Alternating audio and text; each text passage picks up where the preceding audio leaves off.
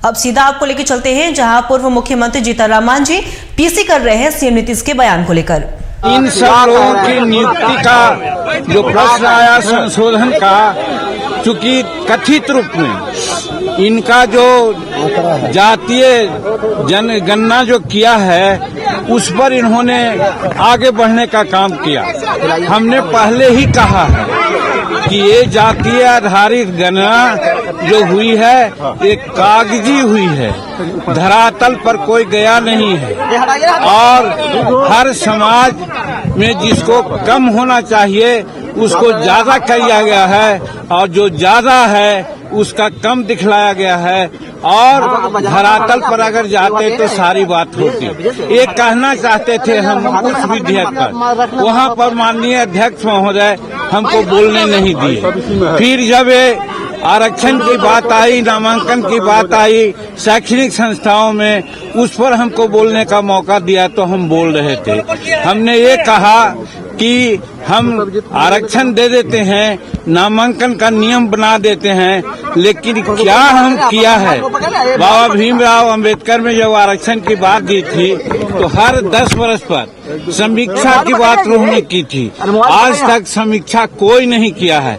यही बात हमने उठाया और हमने कहा कि गजेटेड ऑफिसर जो शेड्यूल कास्ट शेड्यूल ट्राइब हैं उनका रोस्टर 1971 से लागू है और उस समय से आज तक कम से कम 16% आरक्षण मिलना चाहिए था प्रमोशन में, लेकिन आज मात्र 3% आरक्षण है।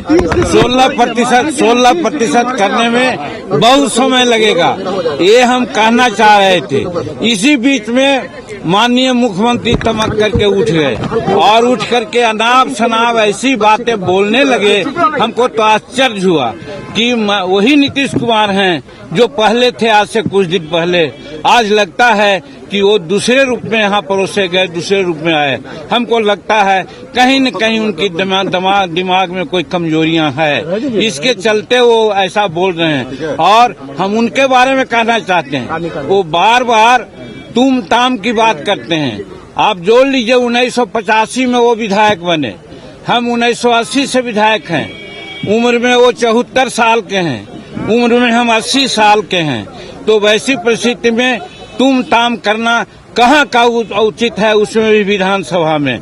इसलिए हमको लगता है कि मानसिक संतुलन वो खो बैठे हैं, इसलिए वो ऐसा करते हैं। पहली बात। दूसरी बात, एक बार बार करते हैं हमने तुमको मुख्यमंत्री बनाया। देहात में कहा जाता है कि भले भेड़िया सिर मुड़ाती है, उसको दोह में चुचुअट होती है, कीड़ा काटता है तो वो सिर मुड़ाता है। उसी प्रकार से नीतीश कुमार 2014 में हार गए। सब लोग कहने लगा नीतीश कुमार इस्तीफा दो, इस्तीफा दो। अपनी लाज बचाने के लिए एक सीधा साधा आदमी को मुख्यमंत्री बनाने का काम किया। जीतन मांझी को उन्होंने अंडर एस्टिमेट किया था, समझ लिया था कि ये तो भुइयां मुसहर का परिवार है, हम जो कहेंगे वो करेगा। आप लोग भी इसका गवाह हैं कि 2 महीना तक मुख्यमंत्री के रूप में उनकी बातें हमने कही। आप लोगों ने कहा कि जीतन मांझी रबर स्टैंप हैं, जीतन मांझी रिमोट से चल रहे हैं। सही बात है, हम आपको धन्यवाद देते हैं। आपकी इन बातों ने हमको प्रेरणा दी और प्रेरणा के बाद हम जब काम करने लगे तो यही इनके चमचा लोग कहा, ए नीतीश बाबू, जीतन मांझी को आप बनाए थे कि जो कहिएगा सो करेगा, तो ऐसा न करके राजहित में ऐसा ऐसा निर्णय ले रहा है। अगर 4-5 महीना रह गया आगे तो फिर आपको कुत्ता भी नहीं पूछेगा। निश्चित रूप में जीतन मांझी आगे का मुख्यमंत्री होगा। तब इसको हटाने के लिए इन्होंने क्या क्या नहीं किया। हमने इनको कहा कि आप फालतू इतना काम कर रहे हैं, इतना काम करने की जरूरत नहीं है। 2005 में आपने हमको मंत्री बनाया था और लोगों ने कहा कि एक दागी मंत्री आ गया है, तो 4 घंटा के अंदर हमने इस्तीफा दे दिया था।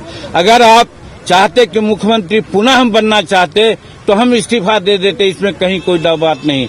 लेकिन ये बहुत लोगों के कहने पर क्या क्या उसमें कारगुजारी की आप लोग सब लोग जानते हैं। तो कहने का मेरा मतलब है कि नीतीश कुमार हमको बहुत हम योग्य थे इस समझ करके नहीं बनाया। उन्होंने बनाया कि जीतन मांझी भुइयां जात और मुसर जात सीधा होता है, हम जो कहेंगे वो करेगा। लेकिन हम 9 महीना में जो किया आपके सामने है। और आज जब हम विधानसभा में आरक्षण पर बोलने की बात किया, हम अगर न बोलते तो कौन बोलता। आज हम 43 वर्ष से यहाँ का सदस्य हैं। मुख्यमंत्री के पद पर रह करके और मंत्री पद पर रह करके, राज्य मंत्री के पद पर रह करके, उप मंत्री के रह करके हमने जो अनुभव किया, अनुभव शेयर करना चाहते थे। और शेड्यूल कास्ट, शेड्यूल ट्राइब्स को उचित हक मिले, इसी के लिए हमने कहा कि आज 16% आरक्षण है। लेकिन आप जानते हैं कि कितना आरक्षण लाभ है और कितना लोग लाभान्वित हुआ है। आज हुआ है 7% आरक्षण है। इसको कौन देखेगा। आज 15 साल से ही हैं, इनके बड़े भाई छोटे भाई भी 15 साल से, 30 साल से आज 75, 73, 74 वर्ष हो गया। आज हम लोग मात्र 7 और 8% है। हमारा होना चाहिए 16%। अब जब ये आगे बढ़ा रहे हैं, 20% कर रहे हैं, तो 20% करने से क्या फायदा है जब ये नहीं देखेंगे कि हमको 20% लाभ मिलता है या नहीं। यही कहना चाहते थे, लेकिन इस बात को सुनना नहीं चाहते थे। दूसरी बात, सुप्रीम कोर्ट ने कहा था आरक्षण प्रमोशन में कि साहब आप स्टेटस को रखिए, लेकिन स्टेटस को दूसरे राज्यों ने रखा, लेकिन ये स्टेटस को नहीं रखा और सामान्य वर्ग के लोगों को प्रमोशन दिया और शेड्यूल कास्ट के प्रमोशन को केप्ट इन अबेयंस रखा कि सुप्रीम कोर्ट का आदेश आएगा तब करेंगे। ये थे, ऐसा दुआतिया बात मत बोलिए। इनसे टेलीफोन पर बात करके भी हमने कहा था, तो हमसे कहा था इन्होंने कि नहीं, दोनों को प्रमोशन हम साइमल्टेनियसली देंगे। लेकिन जब देने की बात आई तो समान वर्ग का प्रमोशन मिला, अच्छी बात है, उनका हम विरोध नहीं करते हैं। लेकिन साथ साथ शेड्यूल कास्ट का भी आरक्षण होना चाहिए था, जो नहीं हुआ। यही कहना चाहते थे। हाँ। अब आगे आप लोगों के माध्यम से यही अनुरोध करना चाहते हैं कि इन सारी बातों को पब्लिक डोमेन में रखें। हम भी भारत सरकार के गृह मंत्रालय में या पर्सनल विभाग में या राज्य सरकार के अन्य राज्यपाल महोदय से मिलेंगे और कहेंगे कि ऐसे मुख्यमंत्री जिनका दिमाग लगता है कि अब कहीं दूसरे जगह चला गया है, इनको बर्खास्त कीजिए, यहाँ राष्ट्रपति शासन लगाइए और ताकि यहाँ बिहार की जनता को लाभ मिले और न्याय मिले। यही आगे हम लोग करेंगे। हाँ, एक बात और ये बार बार कहते हैं, 2017 में यही नीतीश कुमार कहे थे, मांझी जी आप लोगों के बारे में सोचा गया है। उस समय एनडीए में थे, तो हमने कहा था कि हाँ हमारे बारे में सोचा गया है, मालूम है, हमको गवर्नर बनाया जा रहा है। हम गवर्नर के पद पर नहीं जाएंगे, कोल्ड स्टोरेज में नहीं जाएंगे, हम पब्लिक में रह करके लोगों से काम करेंगे। और हम जब नहीं बने तो आज सत्यदेव नारायण आर्य वहाँ के राज्यपाल 2 जगह बनाए गए। और आज की बात जहाँ तक है, बात कहीं उठती है, हम कहते हैं कि हम विधायक रहें न रहें, मेंबर पार्लियामेंट रहें न रहें, जब तक हमारे नस में एक बूंद भी खून है, पब्लिक से डायरेक्ट कांटेक्ट करके पब्लिक का सेवा करना चाहेंगे। हम राज्यपाल स्वप्न में भी नहीं सोचा है, हम राज्यपाल नहीं बनना चाहते हैं। ये लोग हमको ख्याली पुलाव या सब जवाब दिखलाना चाहते थे, अपने तरफ कहते थे आ जाओ मेरी पार्टी में आ जाओ। हम क्यों उनके पार्टी में जाते।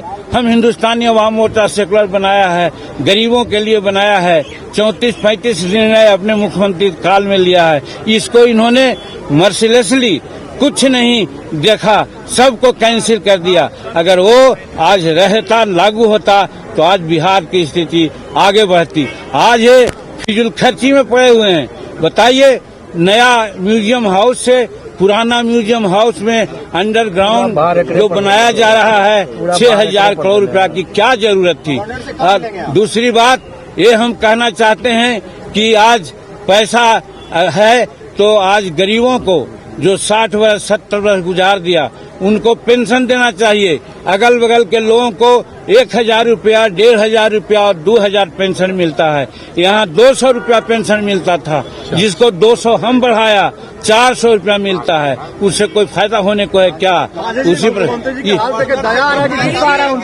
नहीं, हमको दया आ रही है उनके दिमागी की स्थिति को देख करके कि जो आदमी 15 साल 18 साल मुख्यमंत्री बिहार के रहने का काम किया, आज इस स्थिति में आ गए कि अपने अस्तित्व को भी वो न समझ रहे हैं। और कल ही 3 दिन पहले 2 दिन पहले महिलाओं के बारे में क्या कहा, समूचे दुनिया थू थू कर रही है। यही आप समझ सकते हैं कि इनका दिमागी की स्थिति क्या है। बस हम लोग अभी कहा कि हम लोग राज्यपाल के यहाँ जाएंगे और सारी बात उनसे समय लेकर के बात करेंगे।